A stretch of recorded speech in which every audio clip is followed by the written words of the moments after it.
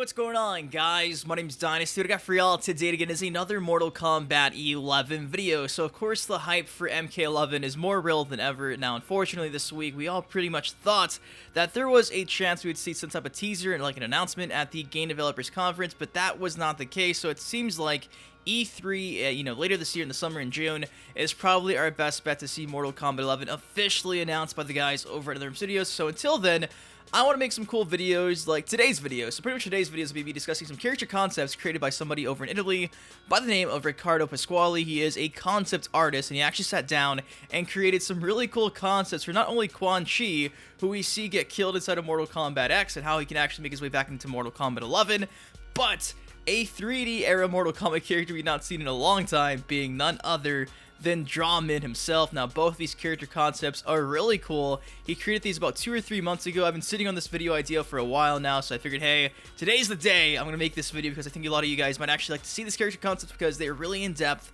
and they give you a backstory, some variations, and just the character design in general is really neat and really cool. So with that said, guys, drop a like on the video. That'd be great. Anyways, let's get into the reason why you're here, Dynasty. Show me the card facts. So first things first, let's check out Quan Chi right here. Bam!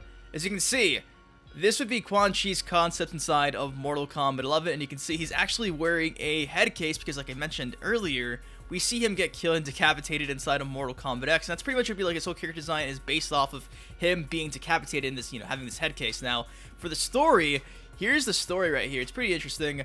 Bam! After being beheaded and killed by Scorpion during the ambush at the refugee camp, Quan Chi sank into the deepest underworld. He had been waiting for his mentor's help, but Shinnok never showed up. Down there in the depths, he saw dreadful things beyond belief, but he got to survive because of his strength and will, which allowed him to reach upper levels of knowledge. Thanks to this, his powers raised exponentially, and he finally got the chance to start his ascent from the underworld. Now, there are some typos, so excuse me if I mess this up. From there, it says, once he comes to another realm, he will run up against his old enemy, Drahmin, himself more angrily and powerful than before, too. So both of them are pretty upset, I guess. They frantically struggled for days and days, then come to an unexpected conclusion that they must form an alliance in order to fight together the same lifelong enemy, Scorpion, and of course from there declare war to the Earth Realm and to the Outworld. So again, Quan Chi forming a deadly alliance with somebody like Drahmin, not too surprising, I guess. Says there, Quan Chi, Olving, I don't know what that says. Quan Chi, something to the new dark forces following within his body, took himself and Drahmin back to the Earth Realm and increased the number of members of his team by bringing back to life Moloch, Baraka, and Cabal as subjected revenants. Now they're ready for the invasion. And honestly, that's not too bad of a story. Now, like I mentioned, there were some typos in there because, Riccardo Pasquale is actually, I guess he's from Italy, so I guess English is not like his primary language. But for the most part, it's pretty cool to see some Revenant action actually making some sense there. And of course, it also says like allies, rivals. So allies being Drahmin, Moloch, Baraka, Cabal, rivals being Scorpion, Shinnok, Sonya, and Jax. And from there, you can also see some more in-depth look at his, I guess you can say, his headpiece right here. Bam! You can see, it says Quan Chi's comeback was supplemented by his beheading as the design core. For this reason, a necklace helmet has been designed to enable the relocation of the head and to provide protection and support to the neck. So, of course, he got decapitated, so he needs this headpiece to actually walk around and be productive, because, without it, I'm pretty sure it's safe to say that Quan Chi wouldn't really exist inside of Mortal Kombat 11. Now, from there, it says Warlock. The new style aims to refresh the stereotype of the classic sorcerer by mixing some characteristics of the old image, as paint all over the face, bondages, and tattoos with the more futuristic touch adopted by the last Mortal Kombat X. We can see it looking at the war tactical pants, the helmet, and the saber, which turn into a sci-fi style. This Quan Chi version makes him even darker than what he used to be, keeping at the same time the tradition of the past occultism and futuristic though. So pretty much a mix of new and old, and you can see that the material leather, a Technic textile, some latex around his headpiece, some old metal as well, some chrome, and his skin looks pretty dope with some tattoos. There's also some more concepts where you can see some more tattoos in depth right here. Bam!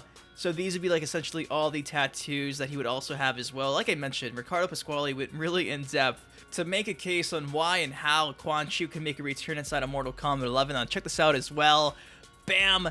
This being the saber and the boots he would be having as well. Some very pointy boots like he was an elf or something. It says there he's going to have a movement stabilizer on the heel, reinforcement for combat, reinforcements for movement, and speed boosters. Of course, made out of latex chrome as well. So looks pretty cool. Now, this is probably the part you guys want to see as well, the variations. The variations do make a return inside of Mortal Kombat 11.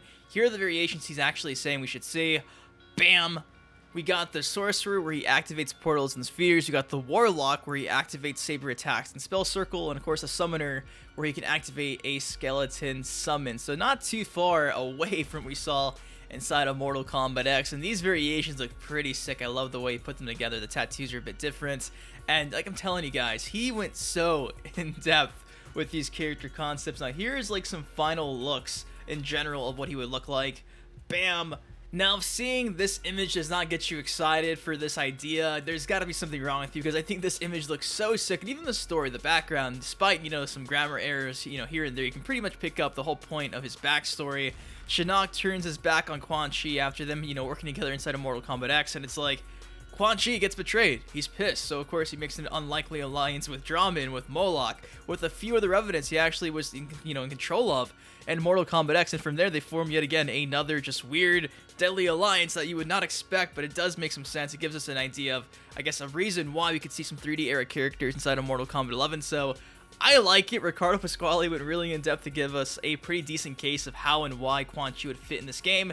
And that's pretty much Quan Chi inside of Mortal Kombat 11. Now, this is where things also get a bit interesting as well. Of course, like I mentioned, Drahmin was designed for you guys who are excited for that, because here it is. Bam! You can see Drahmin looks a bit different compared to what we saw back in the day in the 3D era games, and he still looks pretty menacing, I think. If anything, he looks a bit more menacing now than back then. It says here, after their deaths, Drahmin and Quan Chi found themselves face to face in Netherrealm, but this time the demon wasn't the weak soldier defeated once by the Warlock. Actually, Drahmin made a deal with the ancient Kus of the underworld. In exchange for their blessing, he took on oath to wipe out all human beings, as many as he could, in order to provide fresh souls to the Hell Circles. That's some pretty intense stuff. Because of it, Drahmin got so powerful and fast that this time Quan Chi wasn't able to overwhelm him. The two kept fighting for days and days, but that went to no avail, getting to an incredible conclusion. Since both of them had in common a sense of accomplishment toward the Earth Realm and the Outworld, they decided to put an end to their hostilities for planning their revenge. A brand new alliance was created based on their hatred for Scorpion. Furthermore, Drahmin asked Quan Chi to bring her partner in crime Moloch to life, so as to add a new force to their squad, made a Baraka and Cabal, who were under the thumbs of Quan Chi. Now they're ready for the invasion. Like I mentioned, it's broken English because he is from Italy. English is not like his first language. You can pretty much just gather. It's the exact same story this time, though, from Drahmin's perspective. Of course, same allies, however, the rivals seem to be a bit different. Scorpion, Kotal Khan, Taven, and Cyrax. I'm moving on to the second image right here of his redesign. Bam! It says there, attempts have been made to find the right mix between a worthy warlord and an aggressive Oni. Psychologically, Drahmin is no longer a minor soldier, as his new force led him to be much more mature and ambitious man. This new way of being, marked by a huge anger, turns him into one of the most dangerous characters. Drahmin's new mask, which of course you guys probably already saw, is characterized by an elegant exotic design, is bigger and more powerful than the old one to hold inside all of his massive fury. The long skirt have a typical oriental design in order to get each motion more fluid and smooth. The huge aggressiveness, which makes the character so brutal, can be identified in both his rusty mace welded to his arm and in his flayed body. Yeah, he looks pretty scary. Chains and bandages have been removed because they are, I guess, trademarks of Scorpion and Ermac. After all these modifications, Drahmin can be considered a proper warlord with exotic and mystic features. And of course, you can see there the rusty old iron, the Outworld ceramic, on his back. He got meat for his skin, Outworld rusty metal for his helmet, textile, fiber. So pretty in-depth what we saw for Quan Chi as well. Moving on though, here's a more in-depth look at his mask. Bam! It says here the Kung Lao mask. After the ancient Kus blessing, the old Kung Lao mask could no longer control new Drahmin's rage. Quan Chi commissioned to Great Master Blacksmith Kung Lao a new powerful mask able to control the demon. The Mystic Mask also works as a sword case and armor for the head, chest, back, and neck. So because it's a lot bigger, it supplies a lot more security for Drahmin's body, not just that small, mask we saw back in the day. And it looks pretty cool. It's definitely a bit far out in comparison to what we saw. This is like really going bigger and better, I guess, because the mask is pretty huge. Back then, it was just a simple mask that you could probably see at like a Halloween store, just like a basic mask, and this is like a gigantic piece of metal on Drahmin's head. From there, you can also see this right here, his arm, his saw. Bam!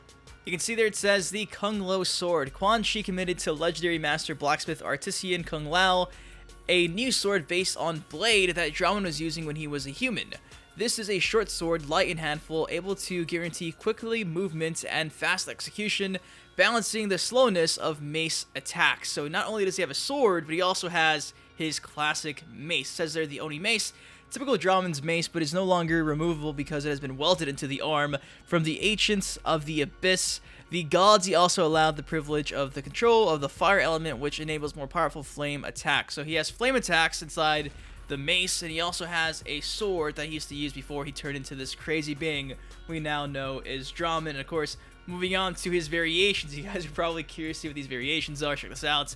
Bam! We got the general variation where it says it activates swordsman attacks and fire mace attacks. It looks pretty sick, so that's where he actually uses the sword in his back. Also, the fire-based attacks as well. From there, we have the Fly's Lord. Activates all fly attacks and techniques. Of course, back in the 3D era games, he would throw flies at you, and you can see there, he is just drenched in flies. A very smelly man, I would assume. And lastly, we got the Berserker, where he wears no mask whatsoever. It activates Berserker and rage status and attacks. I'm guessing that's going to be just like the all-out crazy version of Drahmin. And of course, like I mentioned, he has no mask, just him and his skin looking more evil and sinister than ever. And lastly, here's like stuff, like the final concept of what he would look like.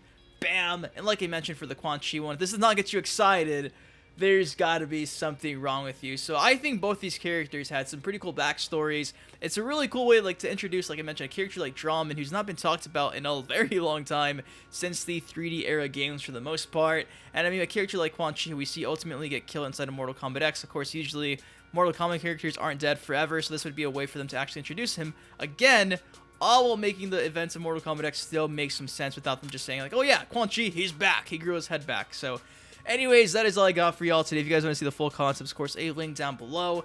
Big shout out to Ricardo Pasquale. He is a great artist. He really went really in depth to create these things. I think it's really neat, and hopefully you guys enjoyed this video. If you did, please be sure to take 1 second, drop a like on it. Of course, please subscribe for more Caliber 6 and Justice 2 at MK11 Constants. The next time, been here, has been Dynasty. Take care, stay safe. I love you. I'll see you guys later.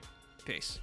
In your setups, you one of the greatest. You deserve more exposure, man, you underrated. To all the Dynasty haters, promise you'll love him later. Y'all gon' react like he did when he seen the trailer. But hold up, let me hit y'all with a twist. Wait, I'm Sub-Zero, the rap game is the Lin Kuei. You see, I've been a fan of Dynasty for years now. GTA, MK, and Justice, I'm still down. Rapper meets gamer, I wonder how